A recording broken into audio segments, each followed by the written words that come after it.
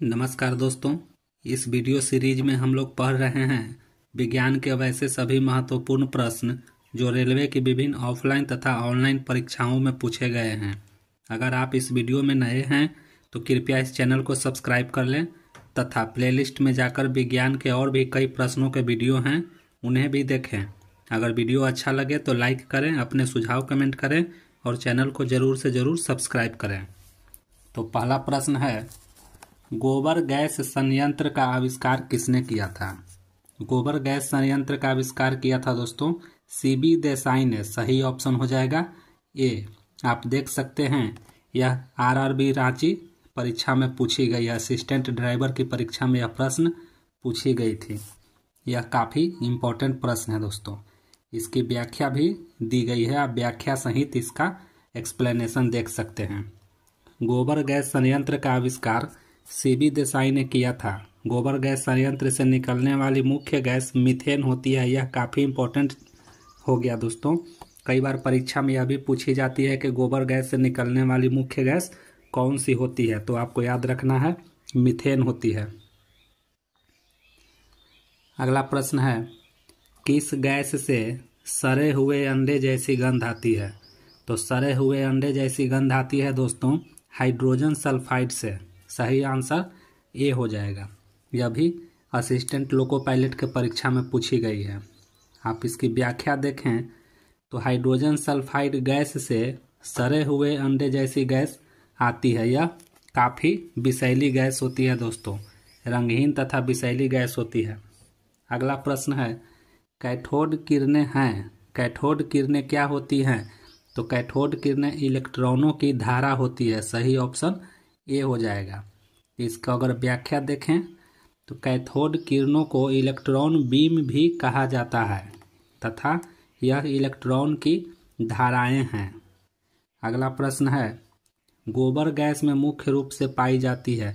गोबर गैस में मुख्य रूप से मीथेन पाई जाती है दोस्तों। सही ऑप्शन डी हो जाएगा। देखिए यह कितना इम्पोर्टेंट प्रश्न है कि यह रेलवे के कितनी सारी परीक्षाओं में पूछी गई है। देखिए कितनी सारी परीक्षाओं में यह पूछी जा चुकी है। इसकी व्याख्या देखें, गोबर गैस में मुख्य रूप से मीथेन पाई जाती है। यह घरेलू ईंधन के रूप में प्रयुक्त होती है। गोबर गैस के अवशिष्ट का प्रयोग खाद के रूप में किया जाता है। बायोगैस में मीथेन सर्वाधिक मात्रा में पाई जाती है। आप इस प्रश्न को देख करके अच्छे से प्रैक्टिस करें। काफ़ी इम्पोर्टेंट प्रश्न मैं लेकर के आता हूँ। अगला प्रश्न है, किसी गैस के निश्चित द्रव्यमान का 273 परम ताप पर आयतन 25 मिलीग्राम है। यदि दाब स्थिर रखा जाए तो 546 परम ताप पर उस गैस के द्रव्यमान का आयतन क्या होगा? यह एक न्यूमेरिकल क्वेश्चन है दोस्तों। इसे आपको कैलकुलेट कर करके बनाना होगा। इसका कैलकुलेशन करने के लिए व्याख्या भी दी गई है। तो व्याख्या आप देख सकते हैं।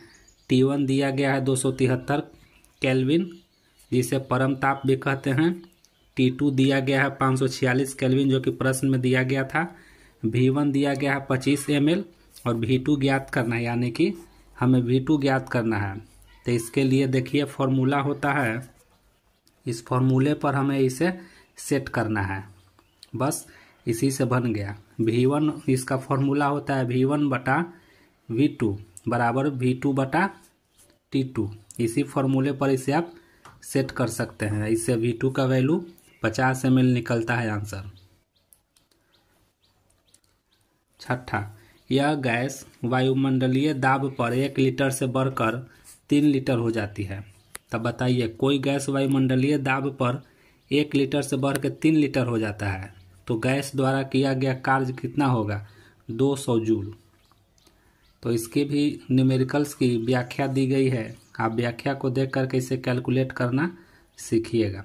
अगला प्रश्न है, निम्नांकित में से कौन सी गैस का आवरण सूर्य से हानिकारक पराबैंगनी किरण को अवशोषित कर लेता है?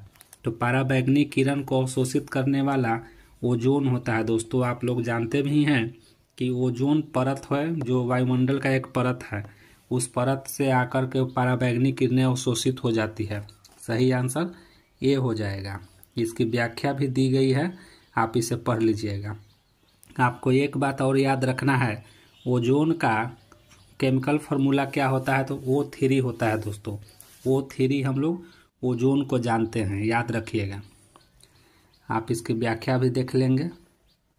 अगला प्रश्न है, लाफिंग गैस है। लाफिंग गैस कौन है दोस्तों, तो सही आंसर सी हो जाएगा। हंसाने वाली गैस भी इसे कहते हैं। तो इसका व्याख्या देखा जाए, इसकी व्याख्या देखते हैं कि लाफिंग गैस N2O है। नाइट्रस ऑक्साइड को सूंघने से, अर्थात N2O यानी कि nitrous oxide, laughing gas nitrous oxide को ही बोला जाता है। नाइट्रस ऑक्साइड को सूंघने से उत्तेजना उत्पन्न होती है और हंसी आने लगती है, अतः इस गैस को हास्य गैस भी, लाफिंग गैस भी कहते हैं। इसे अधिक मात्रा में सूंघने पर निश्चेतता अर्थात बेहोशी उत्पन्न हो जाती है। प्रयोगशाला में nitrous oxide gas ammonium nitrate को गर्म करके या सोडियम नाइट्रेट और अमोनियम सल्फेट के मिश्रण को गर्म करके प्राप्त किया जाता है। ये भी आपको याद रखना है कि नाइट्रस ऑक्साइड कैसे प्राप्त किया जाता है। तो आपको इम्पोर्टेंट बात याद रखना है कि अमोनियम नाइट्रेट को गर्म करने से नाइट्रस ऑक्साइड प्लस H2O प्राप्त होता है। तो ये वाला भी इम्पोर्टेंट है दोस्तों, इसकी केमिकल फार्मूला को भी आप लोग याद रखिएगा। अगला प्रश्न है, वायु निम्नांकित में से क्या है। तो वायु एक मिश्रण है दोस्तों, याद रखेंगे, विभिन्न गैसों का एक मिश्रण होता है। सही आंसर सी हो जाएगा। इसकी आप व्याख्या भी देख लीजिएगा। अगला प्रश्न है, बंद कमरे में स्टोव व अंगीठी का प्रयोग न करने की सलाह दी जाती है। क्यों? क्योंकि यह स्टोव जलाने से या लकड़ी अर्थात अंगीठी जलाने से कार्बन मोनोऑक्साइड निकलता है दोस्तों। तो कार्बन मोनोऑक्साइड बंद कमरे में फैल जाएगा, जो कि ये काफ़ी हानिकारक गैस होता है। अतः सही आंसर सी हो जाएगा। कार्बन मोनोऑक्साइड के विषायन की वजह से यह सलाह नहीं दी जाती है। आप इसकी व्याख्या भी पढ़ लीजिएगा। अगला प्रश्न है, 90 किलोग्राम पानी से प्राप्त की जा सकने वाली ऑक्सीजन की मात्रा कितनी होगी। तो 90 किलोग्राम पानी से 80 kg अर्थात सही ऑप्शन डी, 80 kg ऑक्सीजन की मात्रा प्राप्त की जा सकती है। इसकी व्याख्या भी आप लोग देख लीजिएगा। अगला प्रश्न है, निम्नलिखित में से कौन सी गैस एक रेखीय अणु नहीं है। तो रेखीय अणु नहीं है दोस्तों SO2। कार्बन डाइऑक्साइड N2 और C2H2 ये सब रेखीय अणु होते हैं, जबकि SO2 रेखीय अणु नहीं होते हैं। इसकी संरचना आप लोग अच्छे से देख लीजिए। कार्बन डाइऑक्साइड की संरचना होती है, दिया हुआ है। N2O की संरचना भी दी गई है। SO2 की संरचना देखिए, यह रेखीय नहीं है, अतः सही आंसर हो जाएगा SO2। अगला प्रश्न है, प्राकृतिक गैस के बारे में निम्नलिखित में कौन से कथन असत्य है अर्थात गलत खोजना है। इसमें से पहला ऑप्शन देखते हैं, इसका प्रयोग ईंधन के तौर पर किया जाता है। ये तो सही हो जाएगा। प्राकृतिक गैस का प्रयोग ईंधन के तौर पर किया जाता है, बिल्कुल सही। बी नंबर, यह गैसीय हाइड्रोकार्बन का मिश्रण है, बिल्कुल सही। प्राकृतिक गैस एक हाइड्रोकार्बन का मिश्रण होता है दोस्तों।